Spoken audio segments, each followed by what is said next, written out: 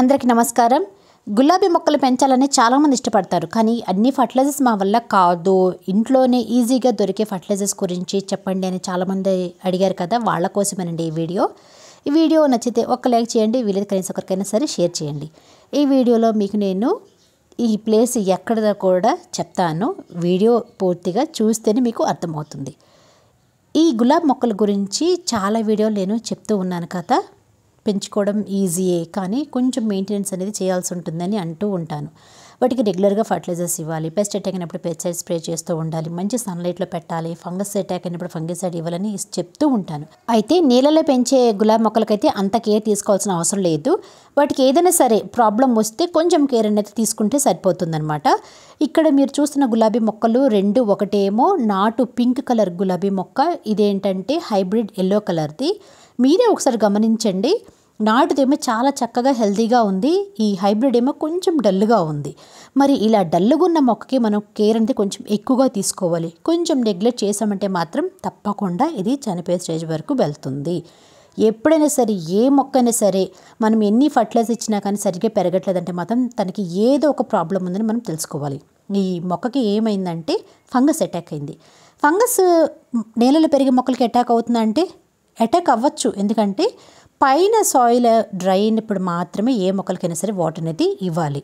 ఇక్కడ నేను ఏమి ఇస్తున్నానంటే బియ్యం కడిగిన నీళ్ళు, ఇంకా కూరగాయలు కడిగిన నీళ్ళు గులాబీ మొక్కలకి ఎలా ఇవ్వాలో చూపిస్తాను. ఇది చాలా అంటే చాలా బాగా పనిచేస్తుందండి.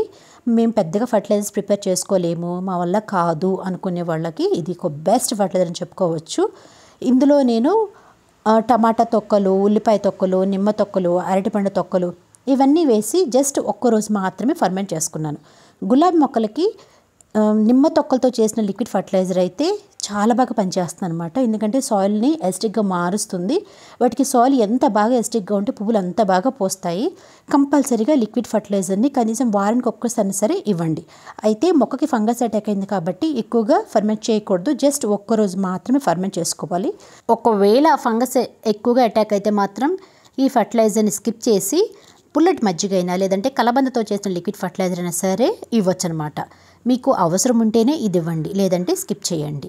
వీటిలో నేను బియ్యం కడిగిన నీళ్ళు, కూరగాయలు కడిగిన నీళ్ళు వేసుకుంటున్నాను. మళ్ళీ నార్మల్ వాటర్ కలుపుకోవట్లేదు, ఎందుకంటే ఆల్రెడీ ఇవి కొంచెం పలచగా ఉన్నాయి కాబట్టి, అందులో నేను నేలలో పెరిగే మొక్కలకి ఇస్తున్నాను కాబట్టి ఇలానే ఇస్తున్నాను.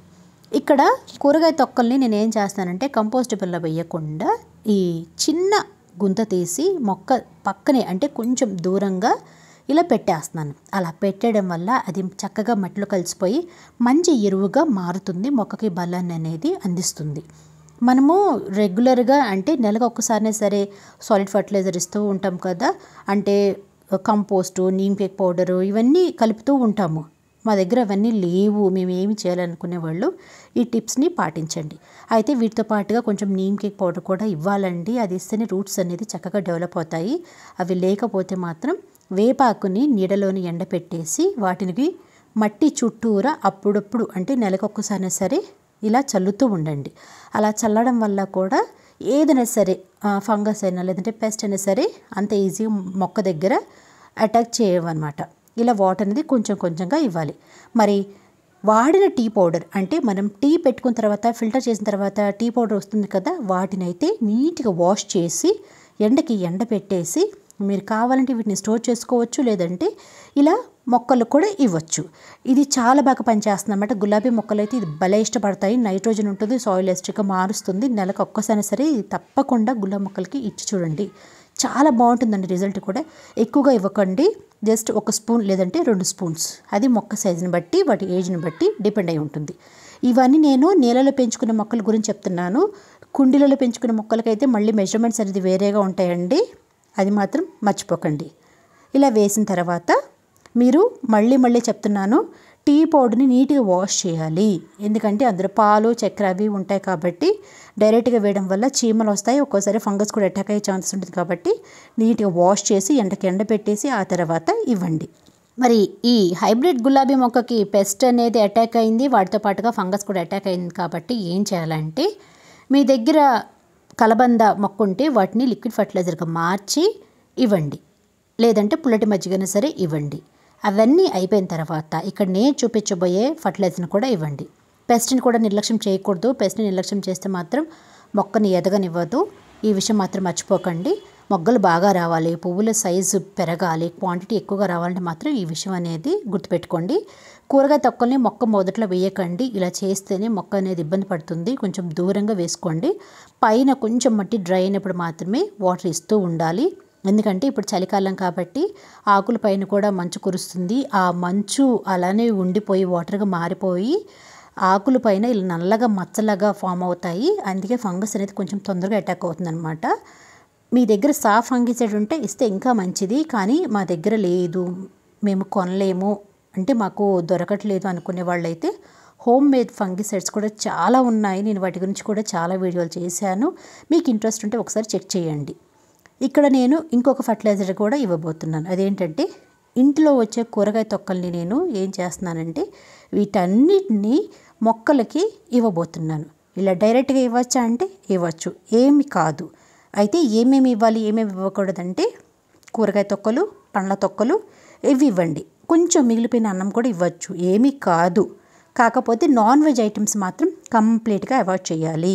ఇక్కడ ఒక విషయం గుర్తుంచుకోండి, మొక్కకి కొంచెం దూరంగా చిన్న గుంతలు తీసి అక్కడ కొంచెంగా ఈ కిచెన్ వేస్ట్ని అలా పెట్టేసి మళ్ళీ పైనుంచి మట్టితో కవర్ చేయాలి.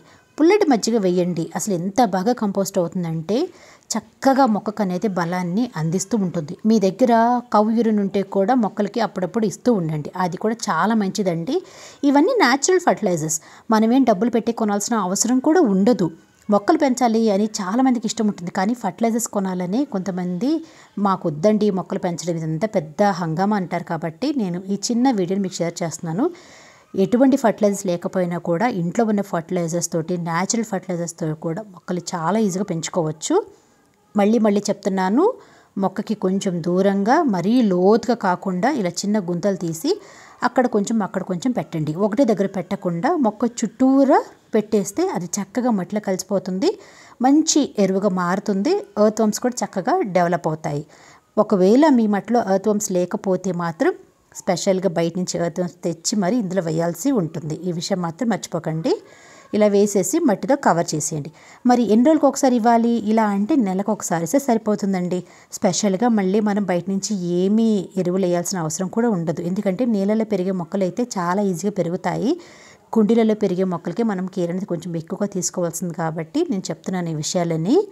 ఇంట్రెస్ట్ ఉంటే చాలు, మొక్కలు పెంచాలని కొంచెం ఆశ ఉంటుంది కదా, అది ఉంటే చాలండి. ఎన్నో విధాలుగా మనం చాలా అంటే చాలా ఈజీగా మొక్కలు అనేది పెంచుకోవచ్చు. ఇలా వేసేసి డైలీ మనం వాటర్ ఇస్తాం కదా, ఆ వాటర్ని ఇందులో కూడా కొంచెం ఇస్తే తొందరగా మట్టిలో కలిసిపోతుంది. మరి బియ్యం కడిగిన నీళ్ళని వారానికి 2 సార్లు కంపల్సరీ ఇవ్వమని చెప్పాను కదా, ఇదే బియ్యం కడిగిన నీళ్ళని మీరు మొక్క పైన స్ప్రే చేయండి, అలాగే మట్టిలో కూడా ఇవ్వండి. ఈ చలికాలంలో నైట్ అంటే ఈవినింగ్ టైంలో వాటర్ ఇవ్వకూడదు, మార్నింగ్ టైంలోనే ఇవ్వాలి. మొక్క పైన కూడా స్ప్రే చేసుకోండి, మంచి రిజల్ట్ ఉంటుంది. స్ప్రే బాటిల్ కావాలంటే ఆన్లైన్లో దొరుకుతుంది, లేదంటే హోమ్మేడ్ స్ప్రేయర్స్ కూడా మన ఛానల్లో ఉన్నాయి, ఒకసారి చెక్ చేసుకోండి. ఇలా రెగ్యులర్గా వాటికి వారానికి 2 నుంచి 3 సార్లు కూడా లిక్విడ్ ఫర్టిలైజర్స్ ఇస్తూ ఉంటే పువ్వులు పిచ్చిగా పోస్తాయి. మరి ఇప్పుడు ఫంగిసైడ్ గురించి చెప్పబోతున్నాను. అదేంటంటే బూడిద. ఊళ్ళో ఉండే వాళ్ళకైతే చాలా ఈజీగా దొరుకుతుందండి, కట్లపై పెడుతూ ఉంటారు కాబట్టి చాలా వరకు మనకి ఇది అందరి ఇళ్లలో దొరుకుతూ ఉంటుంది. ఈ బూడిద నేను ఇంటి ముందు భోగి మంట వేస్తారు కదా సంక్రాంతికి, ఆ భోగి మంట నుంచి తీసుకున్న బూడిద అనమాట. ఈ బూడిదని కూడా ఇప్పుడు మనము ఈ గులాబీ మొక్కలకి అనేది ఇవ్వబోతున్నాము. పెస్ట్ ఉంది కదా, ఆ పెస్ట్ని ఏం చేయాలంటే మొక్క పైన స్ప్రే చేయాలి, అలాగే మట్టిలో కూడా ఇవ్వాలి. అయితే ఇది ఇచ్చేటప్పుడు కొంచెం కేర్ఫుల్గా ఉండాలి. నెలకు ఒకసారి ఇవ్వకూడదండి, 45 డేస్కి ఒకసారైనా లేదంటే 2 మంత్స్కి ఒక్కసారి సరే ఈ బూడిద అనేది ఇస్తూ ఉండాలి. మొక్క పైన స్ప్రే చేయాలనుకుంటే మాత్రం 15 డేస్కి ఒకసారి స్ప్రే చేసుకోవచ్చు, ఏమీ కాదు. మట్టిలో ఇవ్వాలంటే మాత్రం కొంచెం చూసి జాగ్రత్తగా ఇవ్వాలి. ఎందుకంటే గులాబీ మొక్కలకి మట్టి సాయిల్ ఎసిడిక్గా ఉంటేనే అది ఇష్టపడతాయి. ఇది ఇవ్వడం వల్ల సాయిల్ అనేది ఆల్కలైన్గా మారిపోతుంది. అలా ఉంటే మొక్క అనేది సరిగా ఎదగదు. అందుకే చెప్తున్నాను, చూసి జాగ్రత్తగా 2 నెలలకు ఒకసారి ఇచ్చినా కూడా ఏమీ కాదు. లేదంటే మనం మట్టి ఎలాగ కలుపుకుంటాం కదా, అందులో కొంచెంగా కలిపేసేయండి. పెస్టిసైడ్ కూడా పనిచేస్తుంది, ఫర్టిలైజర్గా పనిచేస్తుంది, ఇంకా ఫంగిసైడ్ కూడా పనిచేస్తుంది. ఇది గాలికి వెళ్ళిపోకుండా ఉండాలంటే మొక్క పైన వాటర్ చల్లేసి బూడిదని అలా పైనుంచి చల్లేయండి. ఈ బొగ్గులు కూడా మంచివేను, బొగ్గుల్లో కూడా చాలా మంచి బలం ఉంటుంది. మట్టిలో ఎలా చల్లేసేయండి. ఇదిగోండి, చూసారు కదా, పింక్ కలర్ నాటు గులాబీ ఇలా మొగ్గలుగా ఎంత ముద్దుగా ఉన్నాయి కదా. ఇంకొక రోజైతే పువ్వుగా బాగా విచ్చుకుంటుంది అనమాట. చిగుళ్ళు మొత్తం చాలా బాగున్నాయండి. మొక్క కూడా హెల్తీగా ఉంది. వీటి గురించి నేను ఒక మీకు విషయం చెప్తాను కదా, అది ఏంటంటే ఈ 2 మొక్కలు మా అత్తగారు పెంచుతున్నారు. ఇది ఊర్లో మా అత్త ఉన్న ఇల్లు అనమాట. అంటే మా ఇల్లు తను ఈజీగా ఎలా పెంచుకుంటుందని మీకు చూపించడం కోసం ఈ వీడియో అనేది నేను షేర్ చేస్తున్నాను. వీడియోని ఇంతసేపు చూసినందుకు మీకు చాలా థ్యాంక్స్ అండి. వీడియో నచ్చితే ఒక లైక్ చేయండి, వీలైతే కనీసం ఒకరికైనా షేర్ చేయండి. నెక్స్ట్ వీడియో మళ్ళీ కలుద్దాం. అంతవరకు బాయ్.